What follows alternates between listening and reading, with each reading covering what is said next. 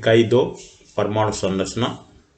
इसमें अगला टॉपिक है क्वांटम संख्याएं, क्वांटम नंबर्स।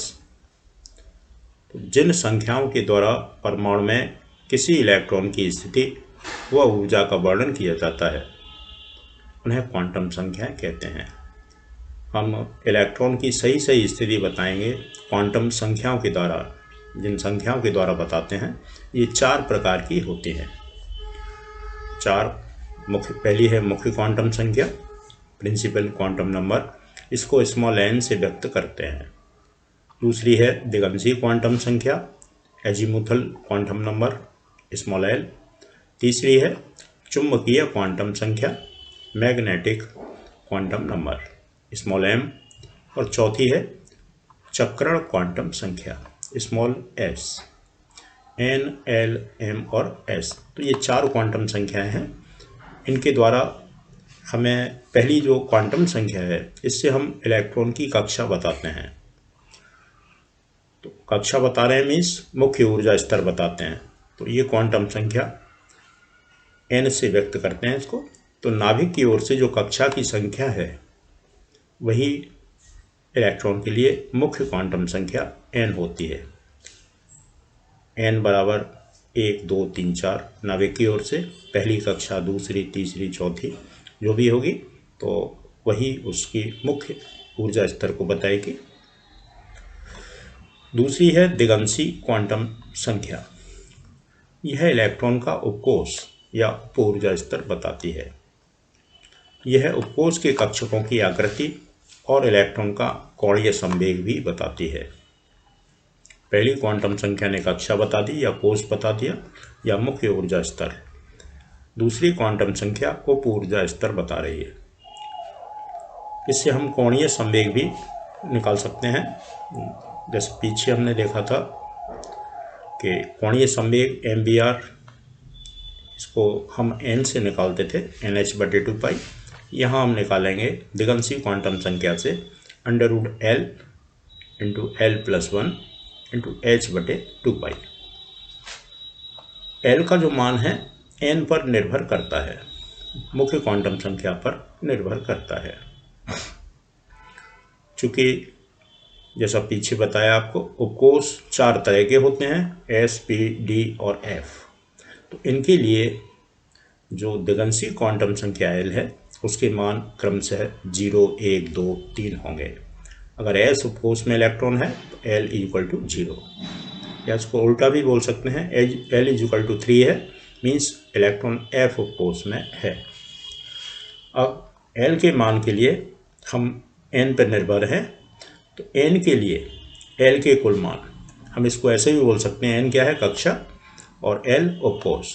तो किसी कक्षा में कितने उपकोष होंगे तो पीछे हमने पढ़ा है जितनी कक्षा की संख्या है, मीन्स n का जो भी मान है L के कुल उतने ही मान होंगे।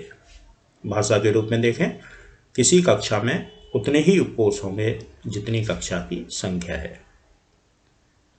जैसे n बराबर 4 है, मुख्य क्वांटम संख्या 4 है, इलेक्ट्रॉन चौथी कक्षा में है, n का मान 4। तो इस चौथी कक्षा में L मीन्स उपकोष, कुल कितने उपकोष होंगे? 4 ही होंगे। अब L के मान क्या होंगे? वो होंगे 0 से n-1 तक। जो 4 उपकोष हैं उनके मान होंगे 0 से n-1 तक। जैसे n = 4 के लिए अभी हमने देखा L के 4 मान होंगे, मीन्स चौथी जो कक्षा है उसमें 4 उपकोष होंगे। वैसे तो हमें पता ही है SPDF होते हैं। अब संख्याओं के द्वारा इनको कैसे व्यक्त करते हैं, तो L के मान n बराबर 4 के लिए हम निकालेंगे 0 से 4-1 मीन्स 3 तक। 0 से 3 तक 4 वैल्यू क्या होंगी? 0, 1, 2, 3। तीसरा है चुंबकीय क्वांटम संख्या। यह उपकोष के कक्षकों को प्रदर्शित करती है। यह त्रिविमीय कक्षकों के अभिविन्यास को निर्धारित करती है। m मीन्स चुंबकीय क्वांटम संख्या का जो मान है वो दिगंशी क्वांटम संख्या पर निर्भर करता है।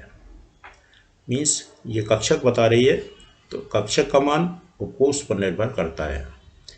L के लिए m के कुल मान मीन्स किसी उपकोष में कुल कितने कक्षक होते हैं, तो हम निकालते हैं 2l+1 से। अब कुल मान ये आ गए। किसी कोष में कुल कितने कक्षक, वैसे तो हम लोग जानते हैं SPDF 1, 3, 5 और 7 कक्षक होते हैं इनमें, 1, 3, 5 और 7। ठीक है। अब जैसे P कोष है उसमें 3 कक्षक हैं, तो 3 कक्षक हैं, तो उसके लिए उन कक्षकों की नंबर हम कैसे लेंगे, मीन्स m के मान, यहाँ कुल मान आ गए। l के लिए m के कुल मान 2l+1, जैसे l = 0 है, यहाँ हम 0 रखें 2l+1 में, तो m के कुल मान कितने होंगे, 1।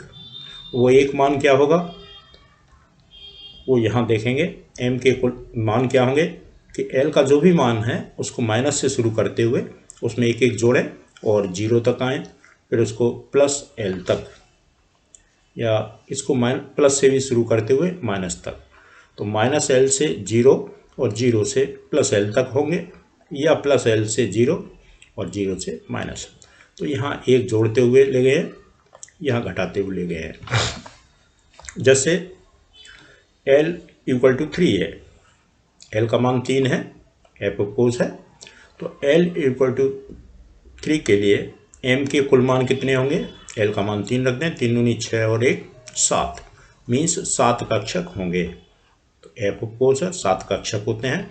तो 7 जो कक्षक हैं उन कक्षकों के नंबर हम कैसे देंगे, तो वो कहते हैं कि l का जो भी मान है, l का मान 3 है, तो -3 से शुरू करेंगे और +3 तक हमको लाने हैं। कुल 7 कक्षकों को नंबर देना है। तो पहले कक्षक का नंबर हो गया -3, अगला इसमें एक जोड़ देंगे -2, फिर -1, फिर 0 आ गया, फिर एक और जोड़ें +1, +2 और +3 तक, तो -l से 0 तक आए, फिर +l तक, तो ये कुल 7 मान आ जाएंगे यहाँ l = 3 के लिए। ऐसे ही डीप कोष है, उसमें 5 कक्षक होते हैं, l का मान 2 है, तो 2 से हम पाँचों कक्षकों को नंबर दे सकते हैं। हम 2 को ऋण से शुरू कर रहे हैं, ऋण 2, उसमें एक जोड़ें ऋण 1, 0 प्लस -1 -2, तो ये है m का जो मान है वो l से निकालते हैं। इसके बाद चौथी क्वांटम संख्या है स्पिन क्वांटम नंबर s। यह इलेक्ट्रॉन का चक्रण बताती है। जैसा हम जानते हैं किसी कक्षक में जो 2 इलेक्ट्रॉन हैं उनका चक्रण विपरीत होता है। एक इलेक्ट्रॉन दक्षिणावर्त मीन्स क्लॉकवाइज चक्रण करता है, जबकि दूसरा इलेक्ट्रॉन वामावर्त एंटी क्लॉकवाइज चक्रण करता है।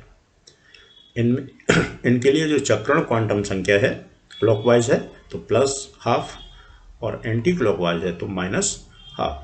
तो इस तरह से किसी कक्षक में 2 इलेक्ट्रॉन हैं, एक को हम तीर ऊपर की ओर दिखा रहे हैं, मीन्स ये क्लॉकवाइज इस तरह से अपने अक्ष पर स्पिन कर रहा है, दूसरा एंटी क्लॉकवाइज कर रहा है। तो एक कक्षक में जो 2 इलेक्ट्रॉन हैं उन दोनों इलेक्ट्रॉन के लिए s की वैल्यू होगी, पहले के लिए +12, दूसरे के लिए -12, तो s = +-12। तो इस तरह से चारों क्वांटम संख्याएं हैं। इन पे न्यूमेरिकल भी आप देखेंगे, कोई दिक्कत है तो आप पूछें।